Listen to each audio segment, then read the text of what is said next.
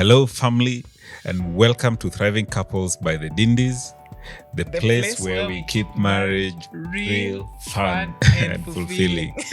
We're really happy to have you on board today. We're going to have some exciting discussion today. We'll be talking about communication. It's one of the key aspects that help marriages to truly thrive. Now, we recently had a poll in the group where we asked, what would you want us to write a book about? We've written already one book, so we just wanted the people to tell us what is the one aspect they'd want us to write about. And by far, the one topic that people said, yes, we really need a lot of engagement around this topic was the topic of communication. So that's what we'll be talking about today. Welcome on board. Today, we're going to be talking about communication. Communication in marriage is one of those very critical aspects that are really a deal breaker. Yeah, if you get communication right, most likely your marriage is going to be amazing. But if you get it wrong, again, it can really affect the quality of a relationship. And as we mentioned at the beginning, this is one thing that a lot of people ask about. And we're hoping we'll be able to do a book on this issue of communication. But for today, Esigal, can you maybe just share from your heart, why do you feel communication is really at the crux of a successful relationship?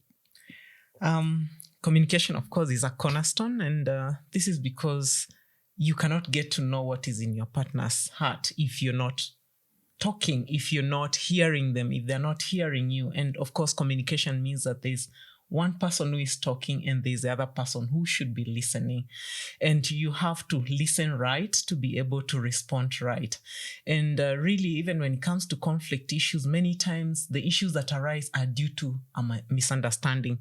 And that means that when you're listening to your partner, then you should be listening to them to be able to understand them, not just to respond. Because many times, let me not say many times, but often people tend to listen to their partner with an answer in mind before they really get to comprehend what their partner is talking about.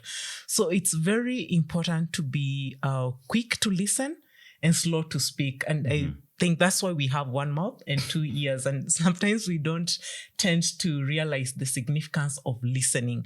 And until someone feels listened to, until someone feels truly heard and truly understood, and to be understood, you need to be listened to, and even read in between the lines, then you'll not be able to make your spouse feel listened to.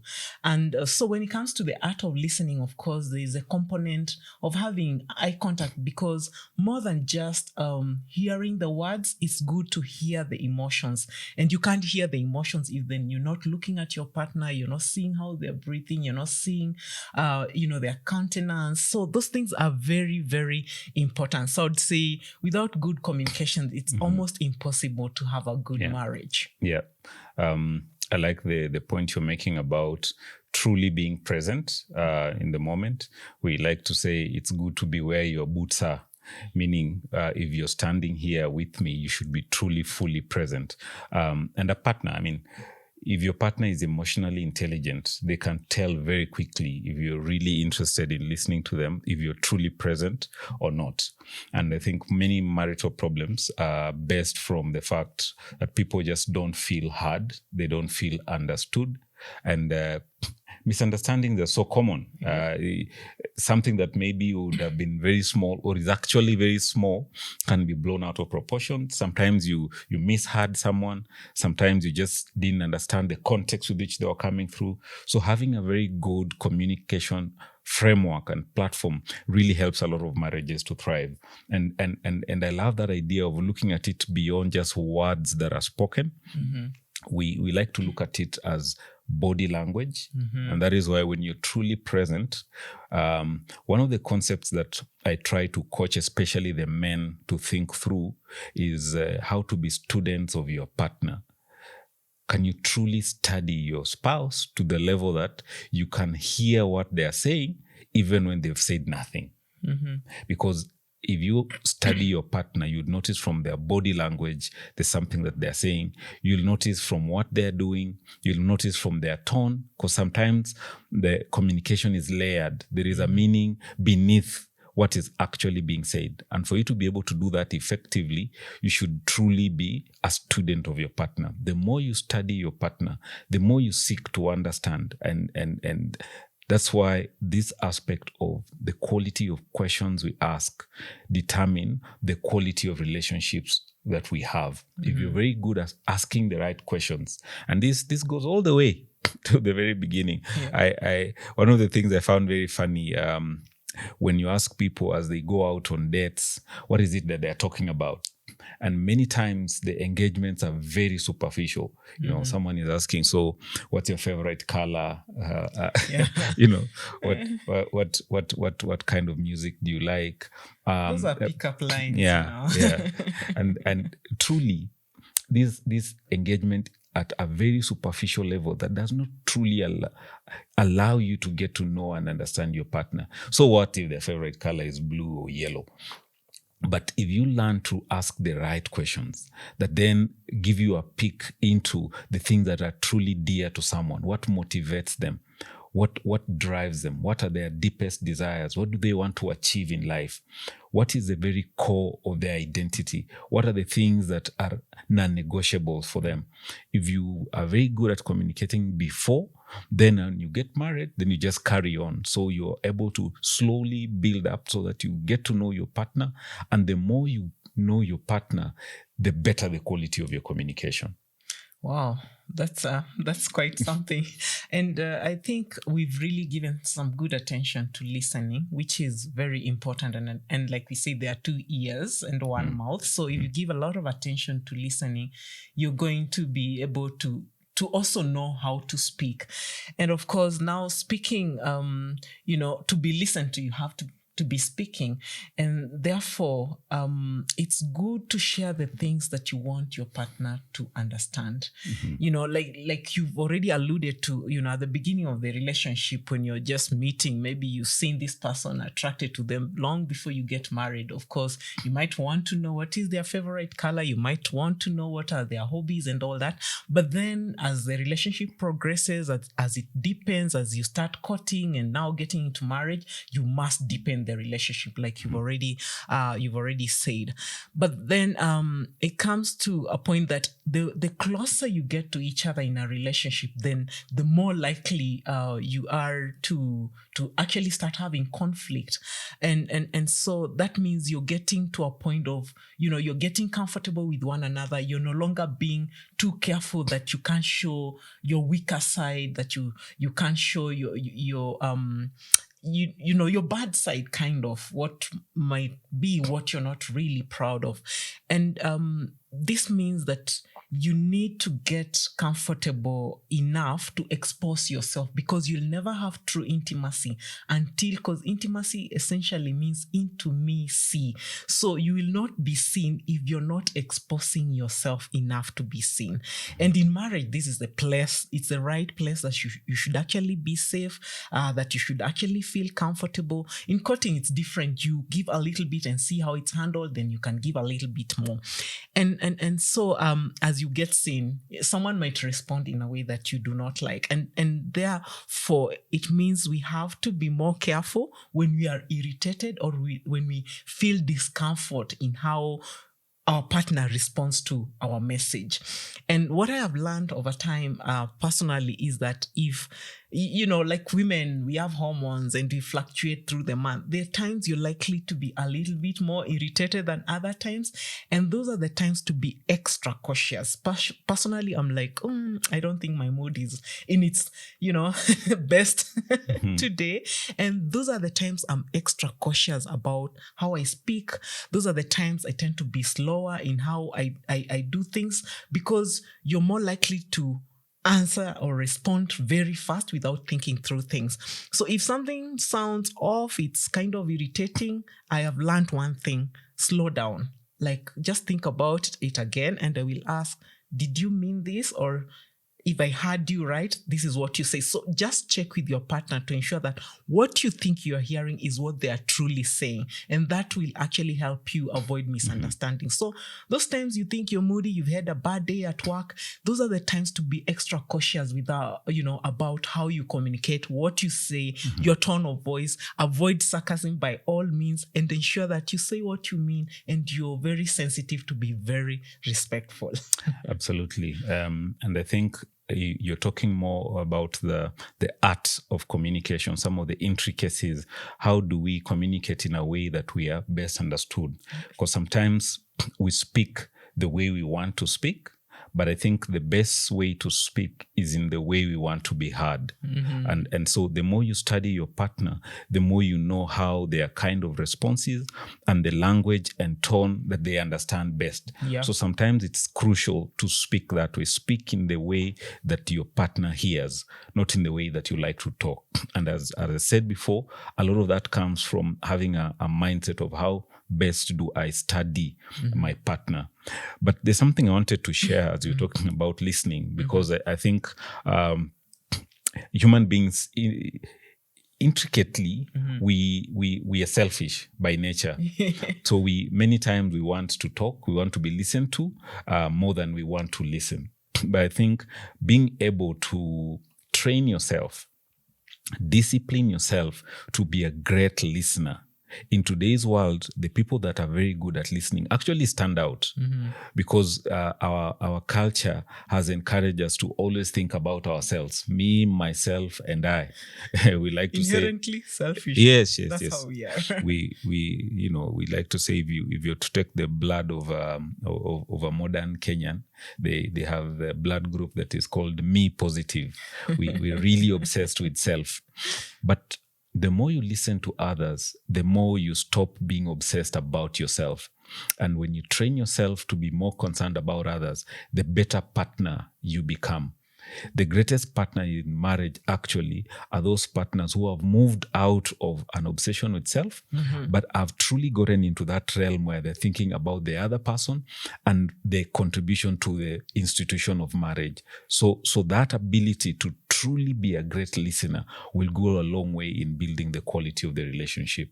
And I think if I'm hearing you right, you're also implying that we have to be sensitive about the impact our words have on our partner. And that's very important. I think the other essence, the other component of communication is when, like having the right setting, because communication, there are different, topics and different depths that you'd want to essentially will occur in a marriage setting.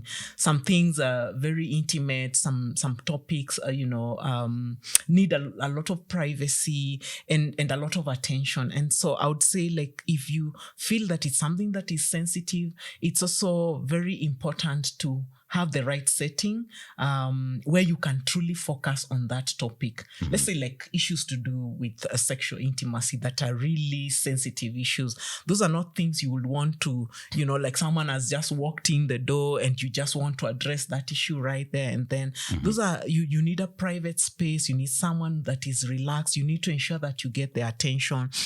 You could be discussing other things that may be, financial issues that you need to work on and that are also very sensitive. It's you do not come to, let's say, your husband who loves soccer, who is watching his favorite match, and you're like, you want us to talk about this right now and then. So it's very good to ensure that the two of you are in a comfortable spot. They're not really stressed out, that it's a space that you feel it's safe. There are no other people listening in and that kind of stuff. So knowing when to get your partner's attention is very, very important. Yeah, I agree. I think it's really crucial. And coming from the western part of Kenya, I would say, when it comes to when, you should also think about watu wameshiba. Because sometimes, somebody is just hungry, and they say a hungry man is an angry man.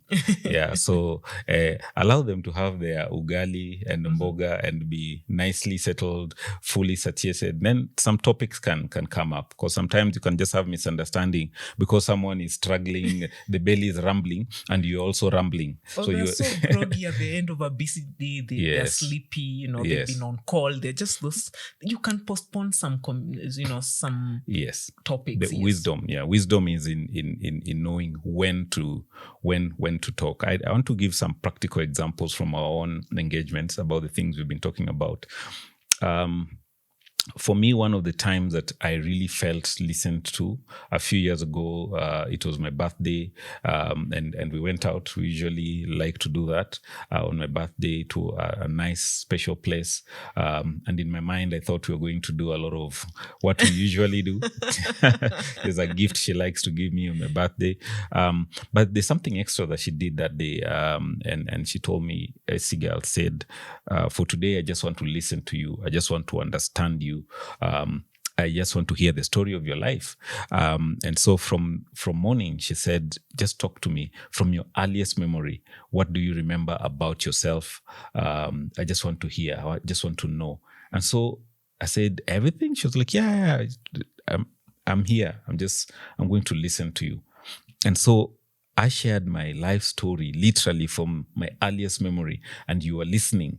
Some of them were painful memories. We cried together, we laughed together, but I really felt listened to. So that day, she gave me something that we like to call the gift of attention. And I think many people in today's distracted world suffer from a lack of attention. They just feel like nobody really pays that much attention to them. But if your spouse pays attention, if your spouse settles down, slows down to listen to you, then you really feel like you've been given that special gift. This gift of attention is not common. It's common to buy people things, even expensive things. But the most precious gift you can give to your spouse, I believe, is a gift of attention. That I am here now. I'm listening to you. I think what you have to say is important, is crucial to me. It's actually a show of respect that what you have to say is something of value to me, and therefore I'll give you the attention that it deserves. And it pays off. I think, a big success of our marriage is because we truly have gotten to know each other. And that comes from just listening to each other, getting to know, like me, understanding your growing up and how you got to this point. We human beings, we don't just happen. Knowing the things that could have, hurt you, the things that, gave you the greatest joy growing up, and all those things makes me feel that I truly understand who you are. And me understanding who you are makes it easy for me to relate with you. And you also know when addressing certain things where not to go, because this is you don't want to touch a spot that has been hurt before. So if you truly want to know your partner and know them well, you have to listen to them. And so you have to make them feel comfortable. And the other thing is that they have to know that they have your confidence.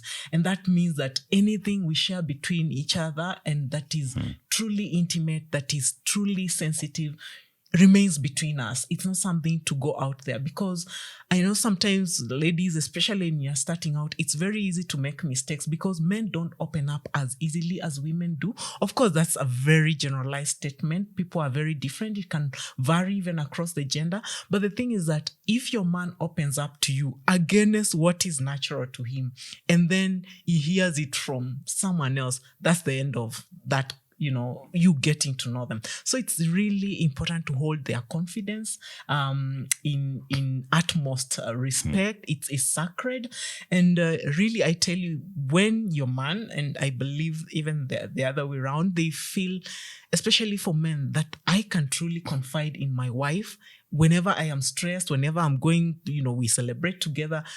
They will always fall on your lap. Yeah, absolutely. I think that aspect of trust is crucial, and it's part together with trust and respect. I think those are really foundational things. Yeah. The other aspect that I wanted to mention was about the emotional connection, because communication is really, they say, the key to having an emotionally connected experience in marriage. But I think the door to truly having that connection is something that we call empathy. So that when you're listening to your spouse or you're listening to your partner, it's crucial to listen with an empathetic heart. The heart that says, I really want to feel what you're feeling. I want to take a moment in your shoes and understand where you're coming from. In a way, I'm validating what you're saying. Because it's very easy to be dismissive of what your partner's concerns are. But we usually say, if it is important to you, then it is important to me. Even if I don't see it that way, because we are different. There are things that I might not think are a big deal.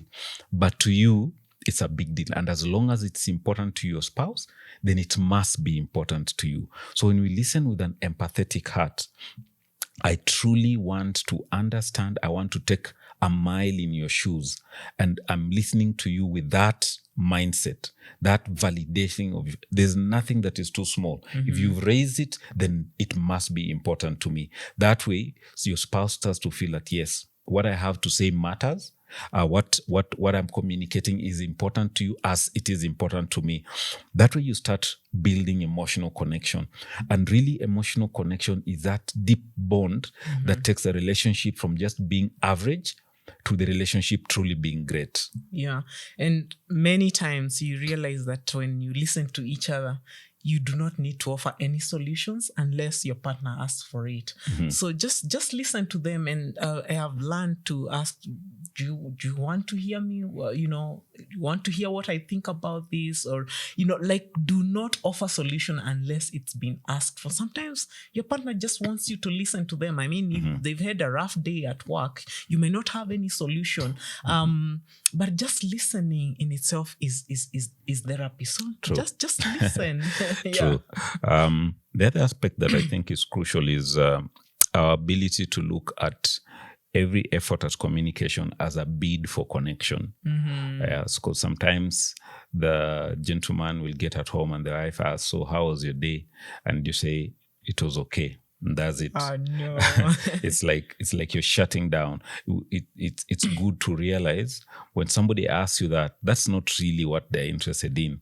It is actually a bid for connection. Somebody wants for you to start engaging. So when you're answering your partner, it should be with that mindset. My partner wants us to connect a little deeper.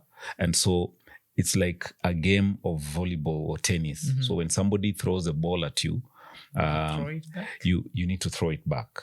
If you don't, then that's the end. Of the game. That's the end of the game. And so in this marital game, it is crucial that every time there's a bid for connection, we respond in kind, so that someone feels what I have to say. When I want the connection to happen, you are sensing it, and it is important to you as well. And that way you grow a very intimate relationship. And your partner will know whether you've been listening to them. Sometimes Keith gets surprised when I ask him about a patient he operated on some while back. And I remember what condition it was, how the surgery went, and, all the nitty-gritties of that patient. When I ask him about that, he's like, wow, you still remember that. So your partner will feel good just knowing that you're keen on the details. And it keeps connecting you emotionally. And I believe that that's one of the deepest bonds in marriage. Fantastic. So we want to draw it to a close at that point. I think the take-home message from today is communication is the key. Empathy is the doorway. And the more you give your partner the gift of attention, the more the relationship really moves to realms of greatness. As we've always said, remember, great marriages don't just happen. They are made to happen. We say they are great by choice. Design and choice. Absolutely. Thank you so much. We'll see you next time. I'll see ya.